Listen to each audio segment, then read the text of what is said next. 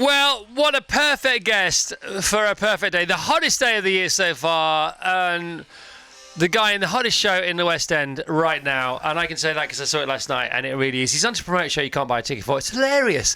The show's hilarious, and this is a hilarious scenario. That's who I'm talking to and about. You will find our next guest in the dictionary under talented, hilarious and international treasure. He's the actor, comedian, singer, writer, presenter, currently starring in a new political play, The Constituent, at London's Old Vic Theatre. So please welcome, I beg your pardon, it's only James Corden! All right, Jamesy! Good morning. Good morning. How are you?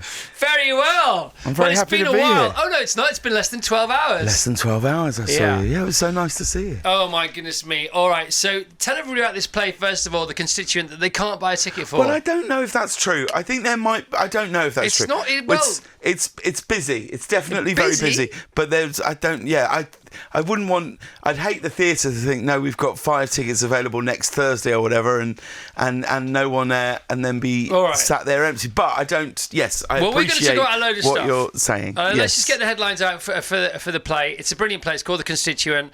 If you are coming to London over the summer and you can get a ticket to go and see this, it's 95 minutes. It hits you so hard. It's so funny and it's so moving. It's ridiculous. You were incredibly moved last night. Mate, I was so touched by it. You broke me. You and your co-stars broke me. There's only 3 of you in it. Well, it's myself, Anna Maxwell Martin, who people will know from the brilliant BBC sitcom Motherland and many other great things, who is incredible in the play, and a brilliant actor called Zachary Hart, who was just in the Matt Smith play, like Enemy of the People and things like that, and he's in that... What's the programme about flying planes on Apple? But he's absolutely fantastic, and it's just the 3 of us. Yeah, we're not going to bang on about it, but it is just this brilliant sort of a 3-hander, and it's about a constituency MP, and she used to go to school with this guy who turns up to fit her security, a panic button in the constituency surgery, and a camera, and you play him. Just give us a bit more, put a bit more flesh on the bones. The play's about a backbencher MP who... And it's set over a course of a few constituency meetings with a man who is... His life is unravelling, is what you realise throughout the play. It's unravelling in a way that he can't keep hold of. And really, I mean, I think the play's about empathy and compassion, and is there room for it, not only in politics, but in the world today, and where the play starts and where it finishes is in a very different place. But there's no real set. The set is essentially a desk and 2 chairs. The audience can sit, as you sat last night, physically on the stage. So even when you sit down before the show starts, you're kind of looking out at the Old Vic Theatre, which I think is quite possibly the most beautiful theatre in London. And really, and it's 90 minutes and it's air-conditioned. Mate. And we're really feeling the benefits of that at the moment. It's great. I just went in for a call yesterday. It's brilliant. And so I took a packet of Leibniz biscuits. Right. Well, I wasn't going to have those, was I, all of a sudden, sitting on the stage? I treated myself to a packet of Leibniz biscuits from the Sainsbury's 24 over the road, next to the Tesco 24 over the road. Yeah, two very side by side. Interesting. Yeah, very. They didn't plan that one. They didn't see that one coming. But so I got me Leibniz biscuits. I'm thinking, and then they showed me to my seat, and I'm on the stage. Yes. So I'm like, well, I can't eat my bickies, and I wouldn't have done anyway. As it turned out. As it turns out, it's quite a quiet play. I was so... I know it's not about me, James, right? but I was sitting on the stage, wasn't I? Yeah. And I was so tense because I thought, I've definitely turned my phone off. I didn't put it on silent. I didn't put it on airplane mode. I turned it off. But I somehow thought, well, what if it turns itself back on again? Because we were so close to the action. Yeah. Well, there's been we've had a few phones, but that's okay. You know, I'm sure it's fun, but you just don't want to be the one whose phone it is. No, you really don't. Definitely not if you're sat on the stage. No. Oh, my gosh. You don't mind. If you're sat deep in the stalls and your phone goes off, you can do the quick hurry to the bag and turn it off. Yeah. If you're sat... Because the people in the sort of front 2 rows on the stage are actually very well lit. You can really see them. But what's quite interesting is we did a show the other day, and my Uncle Nigel and Auntie Sally came to see it, and they said, "Did you see us?" And I said, "No, where were you sat?" They said, "We were on the front row on the stage." I said, "I had absolutely no idea, because you can't really look at anybody. You just got to stay as we are now, just looking at each other and trying to remember it all." Well, it's hilariously funny, and it's it's deeply tragic and it's very profound. And what I find extraordinary about the writing and about the acting, and I promise this, we'll do 30 more seconds on this, I promise not to bang on about it, is that you can be in the middle of the most moving exchange. I mean, as moving as theatre gets, and you know, theatre can be terrible, but at its best, there's nothing better than theatre. And you can be in the middle of the most moving exchange, and then out of nowhere comes this killer comedy line. Well, he's a brilliant writer. Oh God. We should say that the play's written by Joe Pennell, who's an incredible writer. He wrote that series Mindhunter on Netflix and many other incredible plays, and directed by Matthew Warchus, who directed Matilda and a massive, unbelievable production. If you I'm very can proud get a of it. ticket for this. You're so sweet. No, I'm Thank not you. being sweet. I'm No, not I know, being but sweet. what I mean is, when you came back yesterday and I saw you after the show and you were still kind of crying a bit, and I was like, oh man, that's all you ever really want from. I met both your co-stars on the stairs going up to your dressing room, and they both apologised to me. They said, God, we're really sorry. I went, no, it's fine. I actually couldn't get my words out. I know. I just had to get up. Anyway, yeah. The point is, if you can get a ticket, go and see it. It's amazing. Big decision coming back to the UK and then getting... Was it straight to the play, or was it straight meet up with Ruth and start writing Gavin and Stacey? Or what was the priority? Obviously the family, but work-wise? I don't know that I had one, really. Right. I've never really had a plan for anything, which I think is evident. Yeah. Sorry. We got back kind of last summer. Ruth and I started probably just working on the idea of a special without telling the BBC or anybody around, I think, October time. And then I think I started talking to Matthew, who directed the play, kind of around the summer when I got back as well. He didn't know if he was definitely going to put it on, and I certainly hadn't been offered to me. It was very soft, and then I think he very wisely and very smartly thought, because the play does cover a lot of political subjects, he said, I think I'm pretty certain, I don't know when an election's going to be called. Yeah. It might be in the autumn, it might be October, it might be November, but it's going to happen this year. Yeah. And I think we should put this play on. And I was like, great. And then as soon as Anna Maxwell Martin said yes, I was like, oh, I mean, the opportunity to be on stage with her was something I couldn't miss, really. Yeah. So we started rehearsing it, I guess, springtime, and here we are. Here we are. And how much do we talk about what you were up to yesterday? We can talk about whatever you want. Can we actually? Yeah, All right, great. Okay, so you met up with Ruth. You called Ruth. You arrive back in the UK. You call Ruth. You start writing a new Gavin and Stacey, but you don't tell the BBC. Hilarious. But I mean, that's not with any... No, but it's great, though. Well, because we have to find out if it's any good first. So we don't know if it's any good. So I know, but that's like Santa knowing what you want before you do, and also guareeing to your mum and dad that you're going to get it, and you haven't even dreamt it up yet. I suppose, but I think our main... We've done that every time. I mean, we wrote a spec script. We've always written it and given it and gone, what do you think of this? As opposed to saying, oh, we've got an idea about X or Y. And so, because look, whenever you write anything, particularly a show that comes with a bit of, at this point where that show comes with a bit of pressure, the best thing you can do is go, well, no, let's just get back to who they are. What are they doing? What are the characters? And do we have a story to tell? And is it worth it? Yeah. Because the last thing you want to do, so many shows over the years have perhaps delivered a final episode which is considered underwhelming, even when I don't think they're underwhelming. You know what I mean? So we really treat them with a lot of care, those characters, and really what we do is, I think what happens is Ruth and I get in a room and we just sort of have to open some kind of portal, and then those characters will tell us what's happening, So we've been spending a lot of time together recently because she's in Sister Act in the West End. Yes. And I'm in this play. So we finished a script a while back and it was too long and needed some... The rewrites are harder than writing. Rewriting is really difficult. Yeah. Writing is really fun. Yeah. Because you can just go, anything can happen. But when you rewrite stuff, you're dealing with a lot of logistics. And, well, look, we might not be able to shoot that, or this needs to be in this location. Is there any way this can change? And frankly, it's too long. Yeah. So really what we have been doing the last few weeks really is just trying to make it as economical as possible, and we finished it yesterday. Here's the thing. So you finished it yesterday because I asked you, would you come on the show? Because our last show before the summer, you're the perfect guest. I love you to death.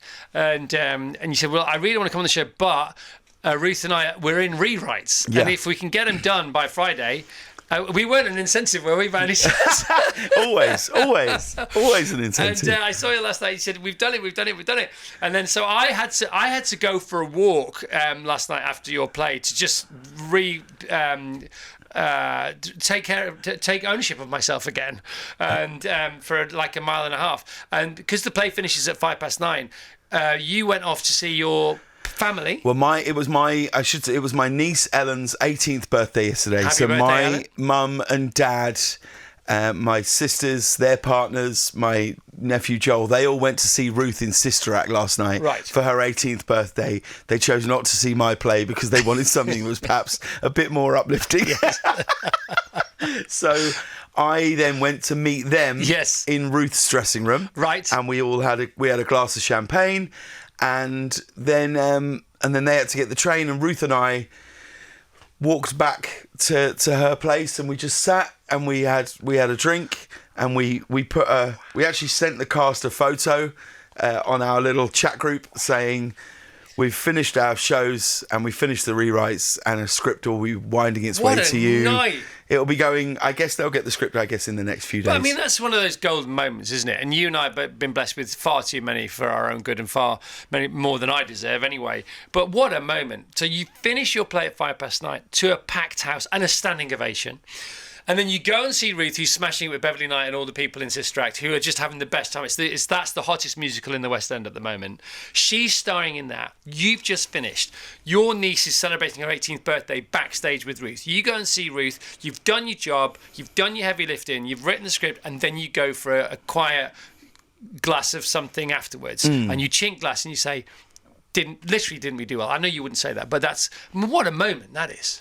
I mean, but isn't it? Without wanting to, I don't know, sound like an idiot. If I could, I find myself constantly over the last sort of, I don't know, since the first time I ever met you. Actually, I mean, I find myself constantly going. I don't know if you feel like this. All the time, almost every day, I find myself thinking, God, I don't know what I've done to deserve these memories and these people and everything. Like, you know, Ruth and I is like a friendship that started, like we first opened a laptop 20 years ago. 20 years ago, we were like, I wonder if these characters could tell a story. And then 20 years later, to be just writing the words, the end, and that's it, forever and ever. 20 years, a 20-year friendship that has spanned just so much stuff. Like, I don't know, and going to see her then, and she's so brilliant in the musical that she's in. She's just so brilliant in it. And then, so being there, and any time you get all your family together in a room, that's all really, you realise that's all it's actually about ever, is trying to trap the people that you love in a room. And then just, I don't know, we just sat last night and we were like, that's it now. We've finished writing. We'll never write anything that Pam says again. We'll never write interior Gwen's house. We'll never come up with a interesting thing that Bryn has done. And we just looked at each other and we were just like, how isn't that amazing to even have the luxury of deciding to end it, to even have the luxury and to be in a position where people still care. It's inconceivable to us, all of it. So it's, I don't know, I just feel very emotional by all of it, you know, everything. It's beautiful, isn't it? Please tell me that when you wrote the end, it was in uppercase and you did one letter each. No, we didn't. No. That would have been so Well, because we'd gorgeous. already written the end in another script, it already had the end. Right. And so Who types when you're writing? Ruth. Right. So Ruth types and I pace around. In any writing partnership. How many steps per session? Well, a lot of our writing is us basically. Well, it always starts with us just having a chinwag, and sometimes that becomes therapy for either or both of us at the same time. And then it's a lot of just. So where Ruth's amazing is she's like. Do you remember the Tom Cruise movie Minority Report? Yeah, of course. So I'm where we work. Where we meet in the middle is our relationship goes like this. I do a lot of this. I go, oh, what if? Hang on. Well, wait. What it like? And I do a lot of that, and I sort of throw these things out, and Ruth goes, no, Yeah. terrible. So she's swiping in and the she air. goes, Yeah. yes, that. And she'll go, let's drill in on that. And then the two of us will go, what if they say this? What if they? And then we'll just sit, and then you just start acting it out, and then then we sort of form it into a script, really. But that's So last night, when it was finished yesterday afternoon, we'd already written the end, and so she just added in bold, forever and ever. Oh, man. Oh, so who's Pam? I'm joking. All right, okay. I'm joking. You've never seen it. I've seen a bit. No, you haven't. I was devastated last week. Devastated. Devastated when I heard that. It was really. You are such a part of my life. Such a knuckle dragger. No. I feel like ever since I met you, because you are. Listen. I believe there isn't a. I think there is not a presenter or broadcaster or producer, in fact, who makes TV or has made TV in the last 20 years who isn't on some level influenced by you. Like, I used to think about it when I hosted the Late Late Show. I used to think about you all the time, and I've told you this. Think about you. Think about what you did on TFI. Don't forget your toothbrush. Big Breakfast. All of it. There are so many things that I have stolen poorly from the way that you have hosted stuff, your infectious enthusiasm, all of those things. And I'm such a huge fan, and I feel like whenever I'm in your orbit, I feel very, very happy, and I feel very blessed to be with someone who's had such an impact on my life. And I always try and tell you how grateful I am that I was growing up at a time when you were making TV, and TV had that stuff. However. And so to be listening to the show last week, and so someone here, I imagine, in this wonderful gallery, all of them. put in. You were talking about Wales, and you put a clip of Nessa saying, "Oh, what's occurring?" And to hear this person, I have done nothing but look up at my entire life, say, "What was that?" And they said, "That's from Gavin and Stacey," and you went, "Never seen it." I was on a line bike. I nearly crashed the line bike. I pulled over, and I texted you saying, "How have you not seen this?" And you were like, "Well, I just haven't seen it." Yeah, I just watched it. So right, I think you'd really enjoy it. Okay, here's my promise to you. Right. So yesterday we were talking about what we're going to try and achieve in the next 4 weeks. Right. And so it's like, I'm going to try to touch my toes, which I've never been able to do. Oh, God. Which I know you can do. But you're so supple now. No, I know. You're so fit. You're doing all you and Vassos talking about running. You're all always the time talking banging about on about it. yeah. So I'm gonna. There are ways you can do it. My hamstrings are tight. Blah blah blah. So I'm gonna take 4 weeks, and by the time I come back, I'm gonna try and touch my toes, right? And I promise this as well. How many episodes are there of Gavin and Stacey? Oh, not many. How many? Well, Ish. So series 1 is 6 episodes, then it's 7, then there's a Christmas special, then there's another 6, and then there's a Christmas special 21. again. That's 21. Yeah. Okay. Well, I promise you that I will watch every episode. And most of those are half an hour, except the 2 specials, which are an hour. I watch an episode a night whilst I'm away. I promise you. Well, there you go. I promise you I'll do that. So there you go. It's not a skill, but I will do it. The round of applause. Control the round of applause you're just getting so people... from... Yeah. Thank you. Jane, that's the most verbose you've ever been. I didn't know you had that in you. That mean streak. Okay, in that case, you've got to watch. You've all got to watch Beverly Hills Cop, right? You've all got to watch Thelma and Beverly Hills Louise, Cop. and something else that you've not seen. right, that I have. All right, so that's a deal, James. Yeah, well, I'm touched. That is a deal. I'm very excited about that. That's great. Okay, we're going to play a tune. We don't do this usually, but we're going to play a tune. And we're going to have a chat to James Corden, who's with us. +44 333 00 333. We're live from the top of the tower in the sunshine. Highs at 32 degrees. We're not in California, but we could be. Vassos, we were going to leave Gavin and Stacey where it was, but Vassos has a great question. So the last Gavin and Stacey, the last special, ended on a cliffhanger, a Will You Marry Me, and then credits roll. And that would have been a great place to end forever, in a sort of Italian job way. But there was always the option of this final. When you wrote Will You Marry Me and then credits roll, did you know that if you ever picked up again, which way it would go? I'm not asking which way it does go, obviously. Yeah, no, we didn't know anything. We didn't know anything at all. Like we never thought, I wonder what he says. I don't think we ever had that conversation. I do remember saying to Ruth, we were in America, which was where I lived at the time, and Ruth, and I remember saying to Ruth, I feel like if we end it like this, we might have to reveal it in some way down the line. So the door wasn't open, but it may have been ajar. Yeah, and Ruth was like, well, let's burn that bridge when we get to it. And so we always knew that maybe it would be unsatisfying somehow to leave it there, but we never, in truth, we didn't.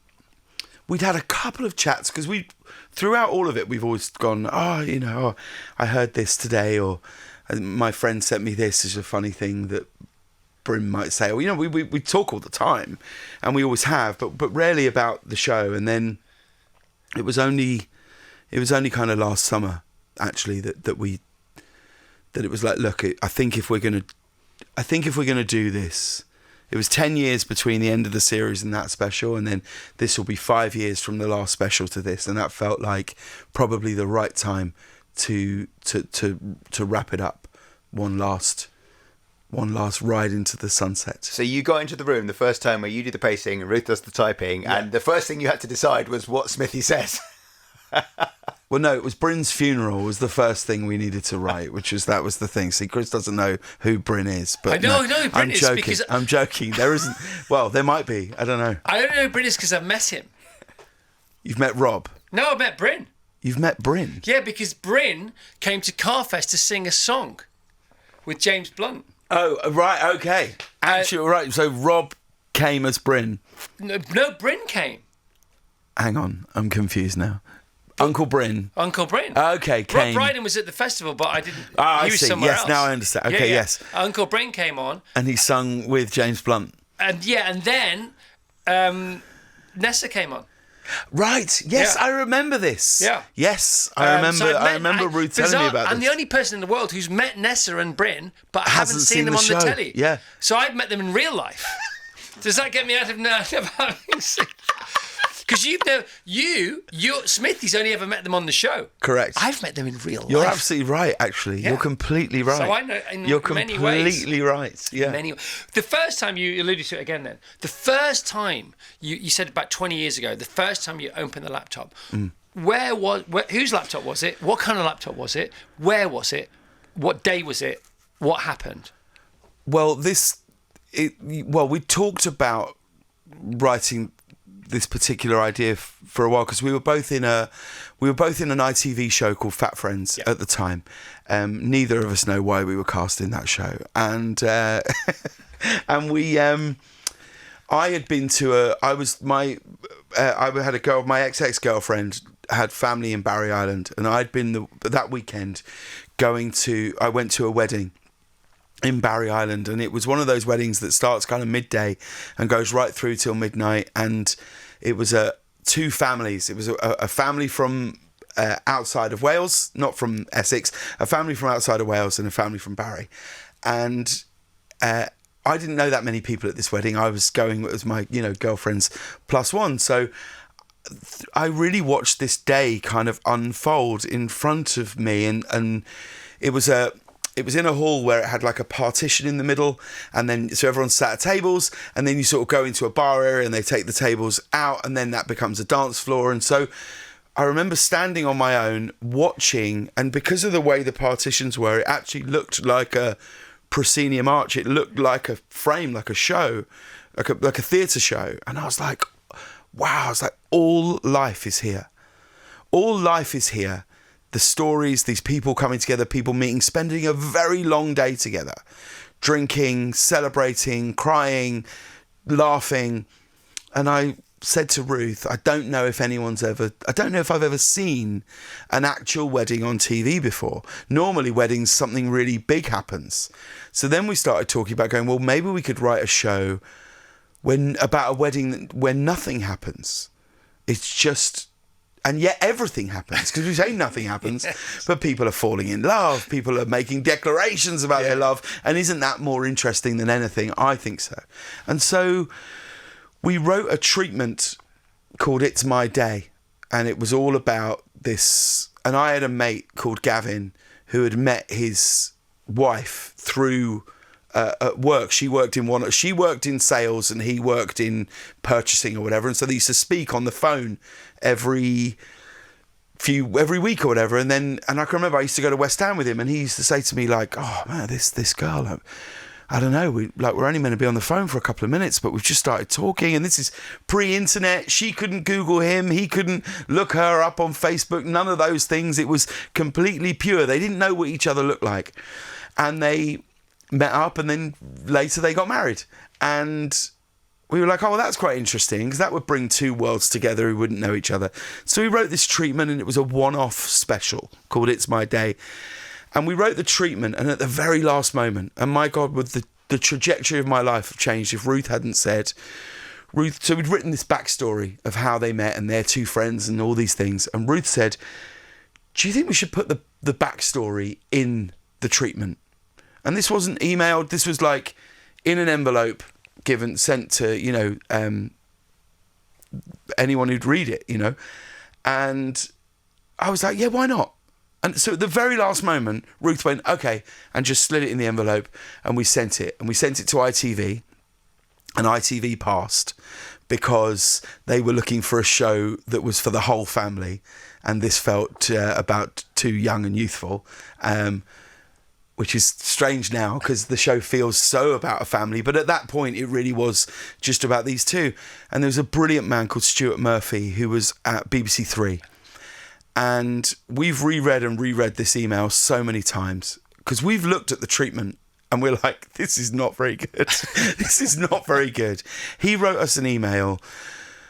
He wrote an email to Ruth that said, Ruth, we don't have a slot for a one-off 1 hour on BBC Three, but I think this backstory is really interesting.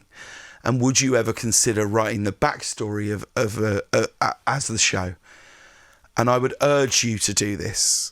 I would urge you and James to do this. And he wrote at the end, and we can't believe it. We reread it, and we've gone back and looked at it like it just says, I think if you write this, it might be one of the best things BBC Three ever make.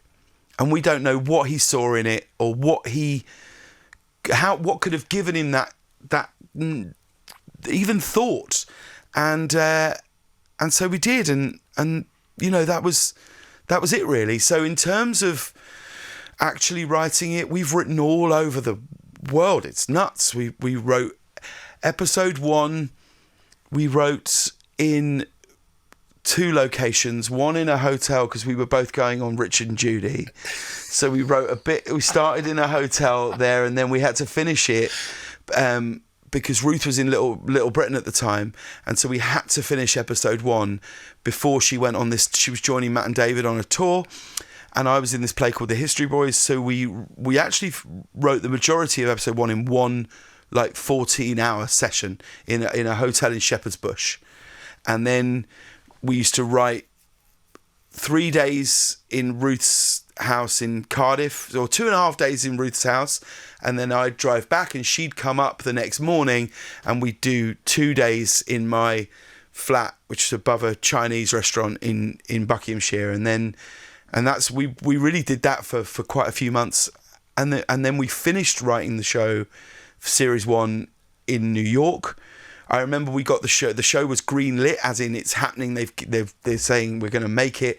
When I got off a playing in New Zealand on the History Boys tour, I had a message on my voicemail from Ruth that said, she just went, "Oh, Smithy, we got a green light," and just hung up. And then I called her, and I remember just being like, oh my God, we're gonna. So then we had to finish it. So Ruth came out to New York, and we would write in the day. Then I'd go and do this play, and yeah, I mean, what a friendship. And she's just the best friend you could ever ask for in your life, really. And you didn't know it was going to be a hit, because you don't know until it hits. It is a hit. You don't know how it's going to land with the audience. It can be as good as you like. You don't know anything. Yeah. Yeah. And so what was that like? What was the experience like? It was broadcast. Was it an instant hit? Could you feel it? Was there a lot of love for it to begin with? It's funny. The night before it went out, because the BBC Three put episodes 1 and 2 back to back on BBC Three, and I remember calling Ruth the day before and saying, if you could go back now, what percentage of the show would you change? And she was like, I don't know, 7%. And I was like, and I'm 6. And I was like, well, then it doesn't matter. It doesn't matter what people say about it. It doesn't matter how many people watch it, because today, before anyone's seen it, we wouldn't change it. So therefore, it's exactly what it should be. And it's a strange thing, you know. Look, I've been lucky enough to be in some things that have done really well, and I've been in things that have been complete disasters. But at the same, but you got to be really careful, I think, to judge what success and failure is, because you could do something that is a huge smash, and it could represent a time in your life that is miserable, you know. A friend could have been told they have a terrible illness, you lose a family member, a divorce, whatever. You could be going through something terrible and yet be experiencing what someone could say is huge success. And at the same time, you could be doing something that is awful and derided, but it might represent a great moment in your life. So you really have to separate what success is and only see it as your own growth and go, well, no, had I not done that, I wouldn't, you know. It's that classic thing. I mean, you must say, I imagine you do this all the time, where you just, that thing of going, well, we don't know yet. No, but also, good thing, bad thing, we don't know yet. And also, everything that's happened gets us to where we are now. Correct. That's it. And you can't get here without everything happening to you. We're all exactly where we're meant to be. Yeah, good thing, bad thing, we don't know yet. No such thing as an ordinary moment. Yeah. They're all extraordinary, because life is extraordinary, full stop. 24/7. Correct. So that notion of just going, well, that, I think that served us quite well, really, to be like, well, and I remember we used to say, like, because the great thing about making a show for the BBC is it's not going to get cancelled and pulled off the air. Like, at this point, you know, when shows would go out in America or whatever, you know, a sitcom might launch, and their intention is to make 25 episodes, and 2 episodes in, it's just taken off the air, it's gone, it's done, yeah. Even when they've got stuff shot, you know. And for us, we were like, well, we're going to get to tell this story. This story we'll tell, and maybe there'll be one. I remember we used to say this. Maybe there'll be one person who goes, oh, I really love that show, and that's enough. Well, there's many more than you one. know. And so it was pretty. It's a pretty great ride, really. Amazing ride. And in the middle of this ride, there was America. Yeah. Wasn't not quite the middle, but it's all perception, isn't it? Sure. So that was 20 years ago. We're still talking about Gavin and Stacey. People are still gagging for it to come back. Is it going to be on Christmas Day? Christmas Day. BBC One? Yeah. Mega. And then you go to America for this. Was it 5 years in the end? 8.5. Was it 8.5? Yeah. Oh my gosh. Yeah, we were there 8.5 years. Were you on TV every night for 8.5 years in America? Well, we were on TV, yes, five nights a week. Yeah, more or less. For about 40 weeks of the year, yeah. 8.5 years. We did 1,198 shows. Are you sure? I think that's right. I think that's about right. Yeah. Wow. I will play one more tune, and then we'll just have the American Diaries for a bit, and then we'll let James go. It's a beautiful day. He's got to get out there. It's a beautiful day. Let's have a bit of Post Malone and Morgan Wallen. I had some help. James Corden live with us from the top of the tower on the Virgin Radio Breakfast Show, just because he wants to be here, which is the best reason for anybody to come on the show. Thank you, James. We're live from the top of the tower, and we're having a chat, aren't we, James? It's having a lovely time. We're having a lovely time. Rachel and Kingsman, thank you so much to my very favourite people on the radio, having a chat. Chris and James, salute you. Patrick and Chislehurst, 47. Never seen Gavin and Stacey either. My sister keeps on at me to start watching it, so I have. I'm 3 episodes in. It's just great. The characters are brilliant, but Pam is my favourite. Who is the favourite? If there was a Comic Con for Gavin and Stacey, I think Nessa probably. Biggest key for Nessa? I reckon, because I think she also has this iconic look, you know. Have you ever thought about that? Like a panel, like a Gavin and Stacey weekend or something? We have not. That'd be fun, wouldn't it? Is that more up my street than yours? I could host it. I'd watch all the episodes then. Because the thing is, if I now watch it, which I will do, I promise, 21 episodes, I'm just going to come on banging on about it and like, we need to do Gavin and Stacey Fest, and you know what I'm like. I don't know. We've never thought about anything. Would you do that? I don't know. Billy from Glasgow. I'm only half the equation. First time WhatsApp, a long time listener. I love the breakfast show, and hearing you and James is chatting this morning. Loads of love. Oh, thank you for all those. Brilliant. So Gavin and Stacey, History Boys, Gavin and Stacey, Wrong Man Trousers thing, lots of other things. Then but then fast forward, America. La America. Yeah. Can you give us the potted history of how the heck that 8.5 years happened? Oh, yeah. If you can be bothered. No, of course I can. Well, again, it comes back to the theatre, really. That's the truth. I was doing a play called One Man, Two Governors, which we started at the National Theatre. Awesome. And became very popular. So we moved from the National Theatre to the West End. We did a short national tour for about 5 weeks. Went to Plymouth, Edinburgh, Birmingham, Manchester. Then we came into the West End to the Adelphia Theatre. And have I ever told you my story about the Adelphia Theatre? Have I told you this? Oh, I thought you'll like this because this is nuts. So I must have been about 11, and we used to go to the theatre once a year, right? Our whole family, me, my sisters, my mum and my dad, and we went to see Me and My Girl at the Adelphia Theatre, Gary Wilmot, and I just couldn't. I mean, I was like, I've never seen anything like this. This is amazing. I've never seen anybody be that funny on stage. I'd never seen people. It was just incredible. I'd never seen a musical that was funny. Actually, I'd seen like Starlight Express or Les Mis, things like that. And I leave with my dad, and I said to him, I said, "That's it, Dad." I said, "That's what I want to do." I said, "Just want to do that. Like what he did up there, that's what I want to do." So cut forward 20 odd years and more probably. And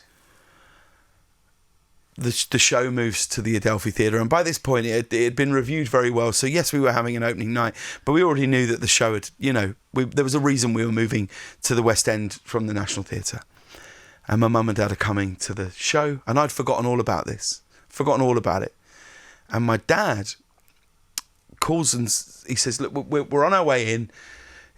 Can I grab you like before the half?" And the half in the theatre, that's when you have to start getting ready. And that by the half you have to be in the building and you can't leave. I said, "Yeah, of course, yeah, sure, like that." So he's like, "Oh, just walking up the road now." He goes, "Come and meet me at the stage door." And I met him at the stage door. And the stage door at the Adelphia is like at the very back, so you have to walk around this block. And we walk around this block, and my dad takes me to the absolute spot. The absolute spot. And he says, "Do you remember the last time we were stood here?" I said, "No, I've no idea." And he goes, "We were stood here. You were 11 years old. And you said to me, you looked up at this theatre and you said, 'That's what I want to do, Dad.'" And he said, "Look at that poster." And he said, "I'm so proud of you." And we walked back in and did the show. So it was an amazing thing to do it in that building, And And so we're at the Adelphia and the show does great. And then we get told, which is the dream for any play that you ever do is, are you going to go to Broadway? And I've been lucky enough to do this with the History Boys, but then to go with this play felt extraordinary. And the play did great. It was a smash, and like, I don't want to sound like an idiot, but like that summer, like it was mad for me. It was mad. It was so incredible for me, and I wish I could bottle it that summer, because I won every Best Actor award that summer, and it was nuts. And little did I know, the guy that ran CBS, the network in America, which is, I guess, probably, would you say the equivalent of probably like ITV, I guess, around that, yeah. But you know, came to see the play, and he came to see it twice. And what I didn't know was that apparently the story goes that he walked back into the office and said, I saw this guy last night, and I think we should try and get him on CBS.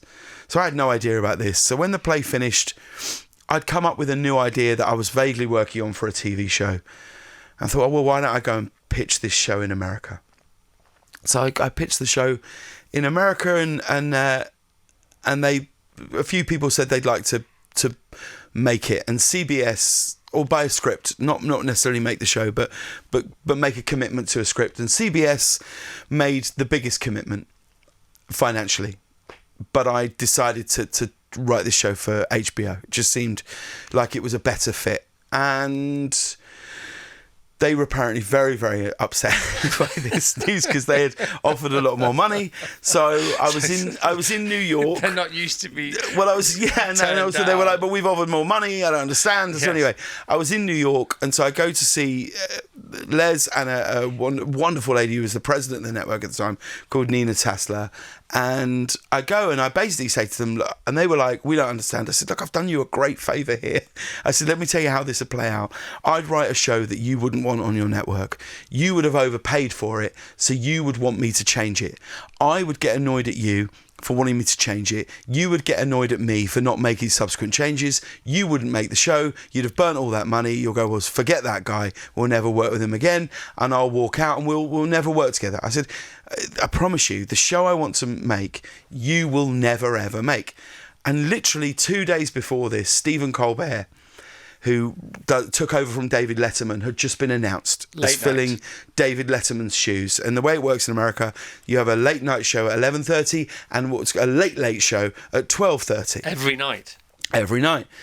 And I said, in this meeting, I congratulated them on the appointment of Stephen Colbert. I said, this is genius. I said, brilliant. And they'd done it so deftly. There was no big rumours. They'd done it brilliantly. And I said, what are you going to do with that 12:30 slot? And they were like, we don't know yet. And I said, well, that 12:30 slot's a mystery to me. And I said, what do you mean? I said, well, nowhere else in TV would you go from 8 till 9, we're going to have a hospital drama. And then 9 till 10, we're going to have another hospital drama with the same diseases. Right? I said, you've got to you should make that 12:30 show, and you should make it to embrace the internet. I said, because I know that advertising is important, all those things, all that stuff. I said, but that 12:30 slot, I said, that's where you should give up an hour and try and make an hour that embraces the internet. And they were like, in what sense? I was like, well, all these people that normally we used to watch 12:30, students, insomniacs, stoners, breastfeeding mothers, they're still watching content, they're still watching stuff, they're just not necessarily watching it here, but they are watching it on their phones, and they're watching it on their computers and their tablets. So if you could make a show that brings both those worlds together, as like Jimmy Fallon was really nailing on, I think, on the Tonight Show, I was like, that then becomes a really interesting world. So about 4 hours later, I'm walking down, I don't know, 14th and 9th, and my phone rings, and it was my agent saying they would like you to test for the Late Show. I was like, well, I didn't, and I was going to do a musical on Broadway. I was going to do a musical called A Funny Thing Happened on the Way to the Forum, and write this show for HBO. So I was like, no, I'm good. And then, anyway, it went back and forth, and then I was in South Africa doing the second series of a show I wrote with Matthew Bainton, who people know from Ghosts, who's a genius. And we were doing this show called The Wrong Mans for the BBC. And I was in South Africa, in Johannesburg, FaceTiming my son on my birthday. We were away for 3.5 weeks in Johannesburg. And I was like, I don't know if I like this feeling. I don't like being away from them at all. Maybe the key is, I think the key is to just be around. And Jules was pregnant. My wife was pregnant at the time. I was like, I think hang on a minute, someone here is offering me a job that I've said no to now quite a few times. Where all I get to do is be creative every day, and it almost certainly won't work. But like, would I not rather regret doing something than not doing something? Which is how I've always thought really about everything. And I sat there and thought, what am I doing? So, you know, I said, yeah, okay, you know, I'll do it. And so Carrie, our daughter, was born in the October. I flew to America before they did, because we had to wait for Carrie to get a passport. They got a passport. They flew the day after Carrie was 12 weeks old. Jules, my family hadn't seen the house that I'd said we'd rent or any of these things because Jules couldn't fly because she was too pregnant. So they arrived in America. Max was 3. Carrie was in her arms. They walked in the door, and I remember going, well, this is where we live now. And Jules was like, okay. And I kept saying all the time, I used to say all the time, we'll be back home in 6 months. There is no way this works. This will get cancelled. This will get pulled off the air. There is no way this works. To the point where we didn't buy furniture, right? That we found this house, we rented furniture. I remember saying to Jules, she was like, why are we renting sofas? And I was like, because I'm telling you now, I'm going to get sacked. I will, because they fire people here all the time. Yep. Like, you know that they'll fire you. They'll tell you you're great on a Monday and fire you on a Tuesday morning, right? Mm-hmm. I said, I'm going to get fired. The show won't work, because how can it?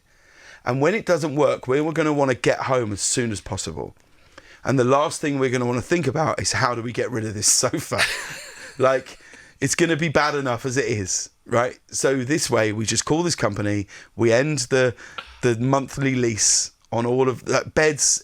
Jules was like, we're not renting a mattress. I was like, no, I'll give you that one. Yeah, okay, we'll buy a mattress.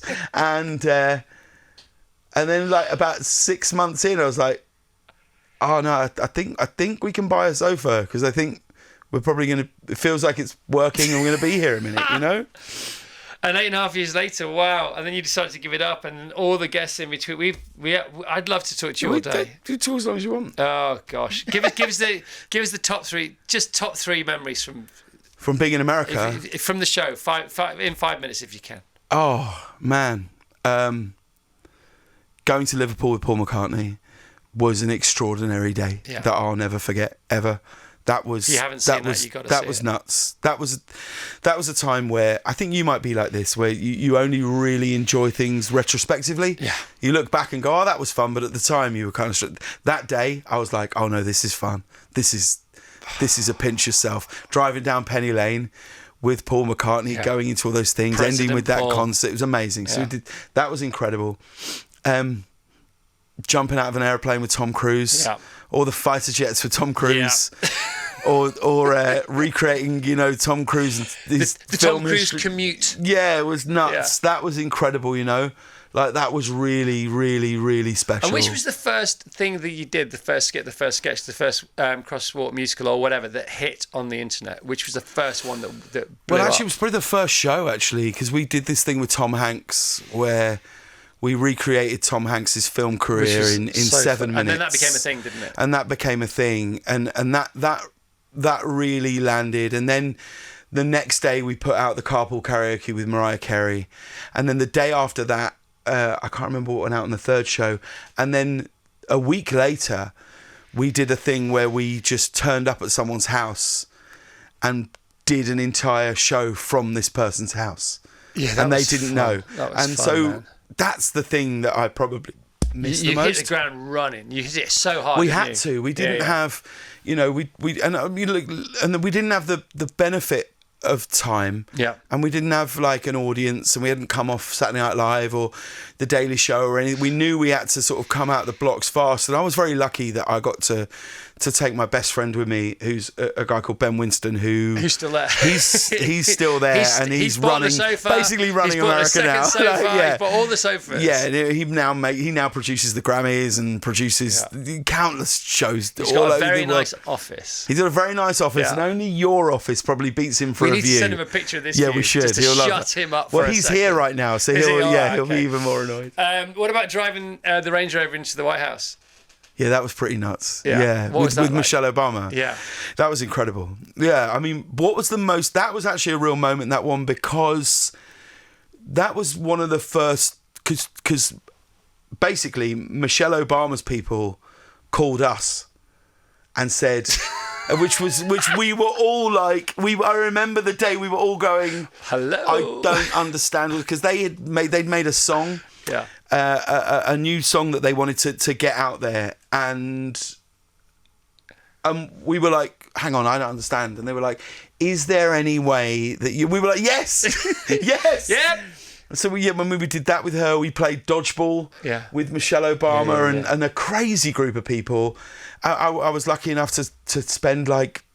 We spent like 45 minutes in the Oval Office with President Biden, like filming a skit. Like, that was nuts. He did a message for me on my last show, which I didn't know about. Like, I was just sitting, like, it's crazy. I was just sitting, just the whole time. You're like, it's crazy. This is all nuts. This is too, And then there's other things I'm immensely proud of. Like, we were the first TV show Billie Eilish ever came on. Yeah. We were the first TV show that like Khalid ever came on, and we did a week of shows with Harry Styles, we did a week of shows with Ed Sheeran. We did, driving around. I tell you, the one I love and think about all the time is driving around with Migos, who are sadly one member of Migos has passed away now, but that was one of the most fun days I had in that car, because I was like, oh, I don't know what we're making, but I know that this is fun. Like, all of it. It was all just a blast. But that's why it's great to leave those things. Yeah, no, it's so wise, man. It's so wise to just not do that. And to see you in One Man and Two Governors, which I did at the Adelphia Theatre, and to see you last night, it's almost like nothing happened in between, in a good way. Do you know what I mean? It's like, yeah, that happened, but we're back here now, and then maybe we'll be back there tomorrow. And I did say to Jules the other day, when we got about 6-7 months ago, she said, God, isn't it weird that we're just back? And I said, it's not weird that we're back. I said, it's weird that we ever went. Yeah. Like, that's the thing. It's nuts that we ever went. It's crazy that we had such an adventure. Keep it weird, but keep it good weird. James, we are blessed to have you here, mate. Ah, you're so lovely. Thanks so much. What a thrill. Control round of applause for James Corden. Here we go. Here we go, gang. This is very bad. It's very bad for me. It's very bad for me. All right. Okay, thank you, James. So nice to see you. So nice to see you. Have a great trip. Thank you very much indeed. When are you back? I'll give you a love to Los Angeles. Yeah, you'll be there. Back on August the 19th, I think. I know that. Anyway, I don't. Why am I saying I think? Yeah. So we'll go back. I'll send you a picture. I'd like a photo a day. You got it. I'd like a photo a day. If I have time, because I'm going to be busy. I've gotten busy. I'm trying to touch my toes whilst watching Gavin and Stacey. Will it help or will it hinder? We'll How find far out. are you from touching your toes? A long way. Can I just see? But no. Come on. It's embarrassing. No. I bet it's not as embarrassing as me. I don't know. Oh, no, you're nearly there, mate. No. That's fine. Yeah. In fact, you've just done it. It's No. the hamstrings. That's Of course it is. It's the hammies. It's the fascia. It's the vagus nerve. All right, we're done. James Corden. One more round of applause for James Corden. Here we go. One more. Here we go. Yes, thank you. And now the news.